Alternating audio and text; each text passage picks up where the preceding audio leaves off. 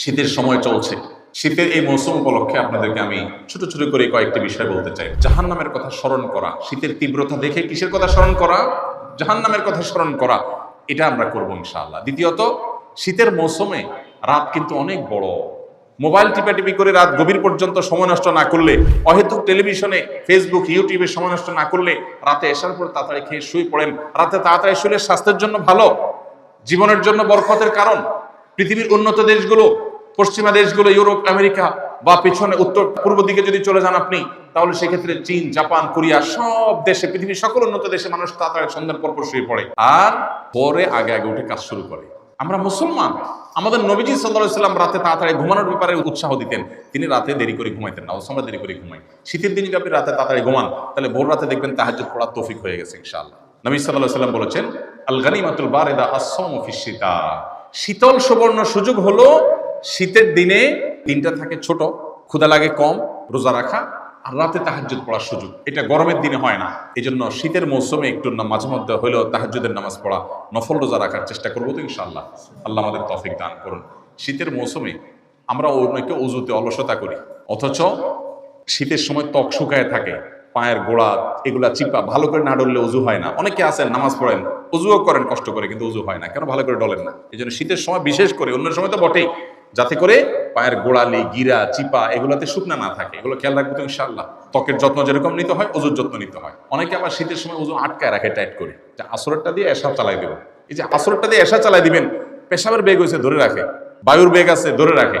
এই কাজটা কি ভালো না খারাপ? স্বাস্থ্যের জন্য তো খারাপ। নবীজি সাল্লাল্লাহু আলাইহি ওয়াসাল্লাম বলেছেন, আলা আদুল্লুকুম আলা মা ইয়ামহুল্লাহু বিহিল খাতায়া ওয়া ইয়ারফাউ বিহিদ দারাজাত। তোমাদেরকে কিছু আমলের কথা বলে দিব, যার কারণে আল্লাহ তোমাদের গুনাহ মাফ করে দিবেন, তোমাদের মর্যাদা বৃদ্ধি করে দিবেন। তখন সাহাবীরা বলছেন, অবশ্যই বলেন। তখন নবীজি বলেছেন তিনটা আমলের কথা। ভিতরে একটা আমল হলো ইসবাগুল ওযু আলাল মাকারিহ। কষ্ট আছে তারপরে ওযু ভালো করে করা, কষ্ট হয় তারপরে ওযু ভালো করে করা। তাহলে ওযুতে অলসতা করব না ইনশাআল্লাহ।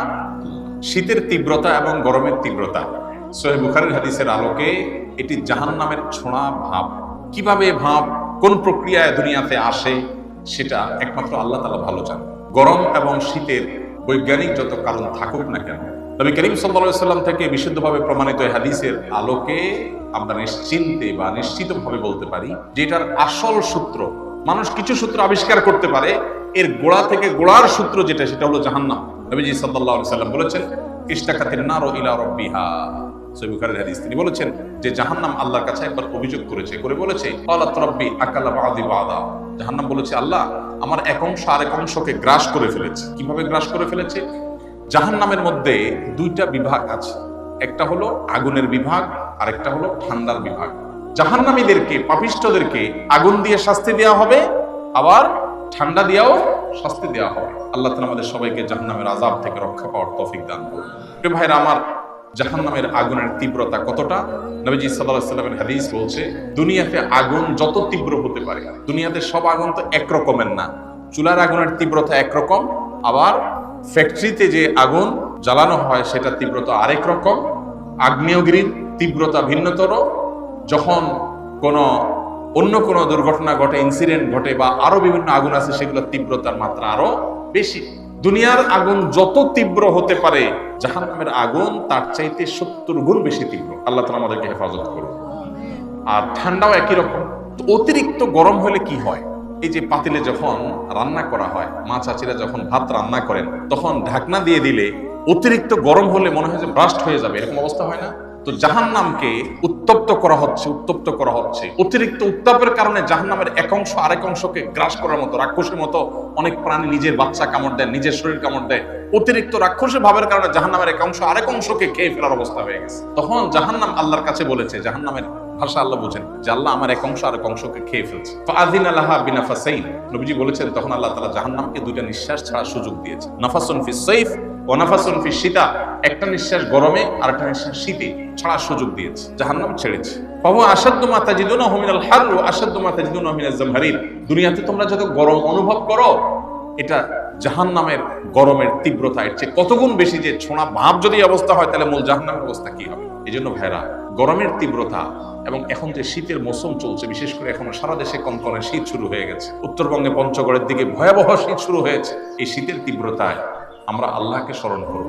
জাহান্নামের কথা আমাদের স্মরণ আসা উচিত এই হাদিসের আলোকে, যে আল্লাহ এই যদি হয় জাহান্নামের ভাব, যেটাকে আপনি পৃথিবীর বিভিন্ন প্রান্তে এক এক সময় এক এক জায়গায় বন্টন করে দেন আপনার কুদরতি সিস্টেমের মাধ্যমে, আল্লাহ এই যদি হয় জাহান্নামের ছড়া ভাপের অবস্থা, ভয়াবহতা সহ্য করার ক্ষমতা নাই আমাদের, জাহান্নামের শাস্তি সেটা আগুন হোক আর ঠান্ডা হোক সেটা কত ভয়াবহ হবে আল্লাহ আপনি একমাত্র জানেন। এই জন্য এরকম তীব্রতায় ওরে মারে ওরে বাবারে না বলে আল্লাহর কাছে জাহান্নাম থেকে পানা চাইব। আল্লাহুম্মা আজিরনা মিনান নার, আল্লাহ জাহান্নাম থেকে আপনি আমাকে পানা দান করেন। চেষ্টা করা যাবে না ইনশাআল্লাহ? জাহান্নামে যেতে হয় যেসব কাজের কারণে, সেই কাজগুলো আমরা পরিহার করবো তো ইনশাআল্লাহ। আল্লাহ আমাদের সবাইকে তৌফিক দান। শীত উপলক্ষে আরেকটা জিনিস খেয়াল করবো, বহু মানুষ শীতের কষ্টে থাকে, এদেরকে আমরা এক জোড়া মোজা কিনে দিয়ে কয় টাকা লাগে? 20-30 টাকা দিয়ে পাওয়া যায়। একটা বাচ্চাকে এক জোড়া মোজা কিনে দেন, একজনকে একটা কানটুপ কিনে দেন, কয় টাকা খরচ হয়? আর যাদের সামর্থ্য আছে তারা পুরা শীতের কাপড় কিনে দেন।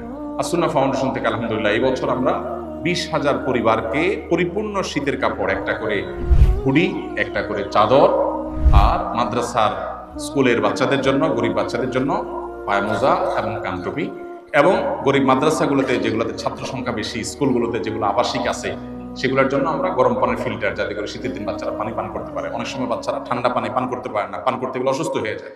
এগুলো আমরা দিচ্ছি, এগুলো আমরা প্রত্যেকে যার যার ব্যক্তিগত উদ্যোগে আমরা নিজেরা করতে পারি। আপনার বাসায় অনেক শীতের কাপড় আছে যেটা আপনার ব্যবহার হয় না, একটু একটা গরিবকে দান করেন, খুব বেশি কষ্ট হবে। আল্লাহ আমাদের সবাইকে আমলের তৌফিক দান করুন।